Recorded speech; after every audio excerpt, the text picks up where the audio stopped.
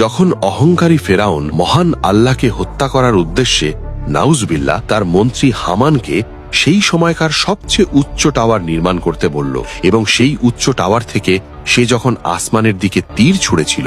এবং মহান আল্লাহ কেন সেই তীরে রক্ত লাগিয়ে ফেরত পাঠিয়েছিল তার পূর্ণাঙ্গ ইতিহাস শুরু হয় তখন, যখন হযরত মূসা আলাইহিসসালাম এবং তার ভাই হযরত হারুন আলাইহিসসালাম ফেরাউনের রাজদরবারে এক আল্লাহর ইবাদতের দাওয়াত নিয়ে উপস্থিত হন। মূসা যখন ঘোষণা করলেন যে তার পালনকর্তা আসমানের উপরে আরশে আজিমের মালিক, তখন ফেরাউন দম্ভের সাথে তা অস্বীকার করে এবং মূসাকে সাধারণ মানুষের সামনে মিথ্যেবাদী প্রমাণ করার এক কুটিল ষড়যন্ত্রে লিপ্ত হয়। সে তার মন্ত্রী হামানকে আদেশ দেয় মাটি পুড়িয়ে ইট তৈরি করে এমন এক সুউচ্চ টাওয়ার নির্মাণ করতে যা আগে কেউ কখনো দেখেনি, যাতে সে নিজে আসমানে উঠে মূসার ইলাকে উঁকি দিয়ে দেখতে পারে। হামান কয়েক হাজার শ্রমিক খাটিয়ে দিন রাত পরিশ্রম করে এক অবিশ্বাস্য উচ্চতার স্তম্ভ তৈরি করল, এবং যখন সেই আকাশ ছোঁয়া টাওয়ারটি প্রস্তুত হলো, ফেরাউন দম্ভের সাথে তার চূড়ায় আরোহণ করে আসমানের দিকে তীর নিক্ষেপ করল।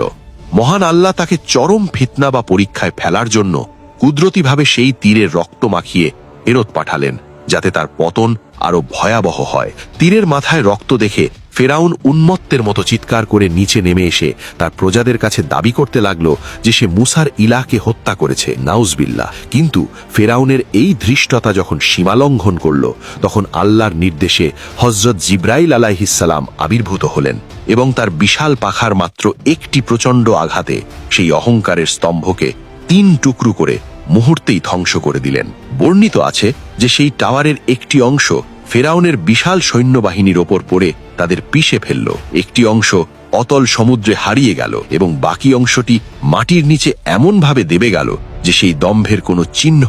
আর অবশিষ্ট রইল না। এভাবেই আল্লাহ তাআলা ফেরাউনের অহংকার ভেঙে চুরমার করে দিলেন এবং কিয়ামত পর্যন্ত মানুষের জন্য এক বড় শিক্ষণীয় নিদর্শন রেখে গেলেন।